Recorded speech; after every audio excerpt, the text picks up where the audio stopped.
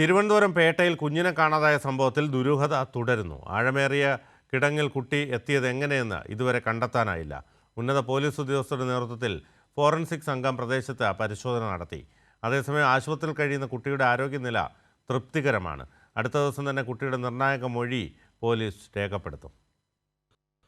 All saints കോളേജിന് സമീപത്ത് മാതാപിതാക്കൾക്കൊപ്പം വഴിയരികിൽ ഉറങ്ങിക്കിടന്ന ബീഹാറി സ്വദേശിനി 2 വയസ്സുകാരി എങ്ങനെ ബ്രഹ്മോസിന് പുറകുവശത്തെ അറപ്പുര വിളാകത്തെ ആഴമുള്ള കിടങ്ങിലെത്തിയെന്നാണ് അന്വേഷണം.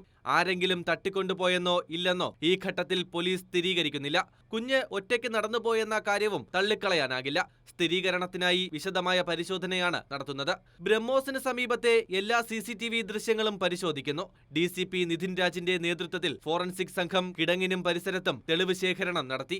ADGP MR അജിത് കുമാറും പ്രദേശം സന്ദർശിച്ചു. പഴുതടച്ച അന്വേഷണം നടക്കുന്നുവെന്ന് DCP നിതിൻ രാജ്. ഈ ഒരു റൂട്ടിൽ ഈ കുട്ടിയും ഫാമിലിയും സഞ്ചരിക്കുന്ന ഒരു ഭാഗമായിട്ടാണ് അവരുടെ മൊഴികളിൽ നിന്ന് മനസ്സിലാവുന്നത്.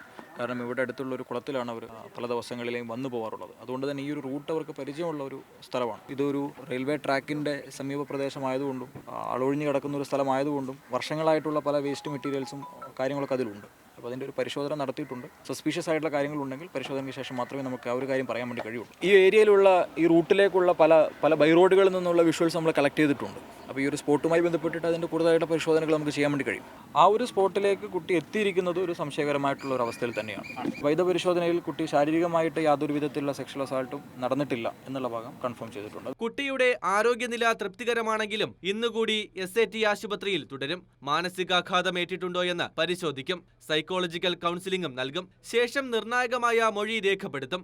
ശിശുക്ഷേമ സമിതിയുടെ സാന്നിധ്യത്തിലായിരിക്കും മൊഴിയെടുക്കൽ. ഇതിലൂടെ സംഭവിച്ചതിന്റെ യഥാർത്ഥ ചിത്രം വ്യക്തമാകുമെന്നാണ് നിഗമനം. ഉറങ്ങിക്കിടന്ന ഇടത്ത് നിന്ന് 500 മീറ്റർ മാറി 5 അടി താഴ്ചയുള്ള കിടങ്ങിലേക്ക് 2 വയസ്സുകാരി എങ്ങനെയെത്തി? അവ്യക്തത തുടരുകയാണ്. ഉത്തരത്തിനായി സമഗ്ര അന്വേഷണത്തിലാണ് പോലീസ്. ക്യാമറമാൻ പ്രമോദ് പന്നിയോടിനൊപ്പം VS അനുരാഗ്, തിരുവനന്തപുരം.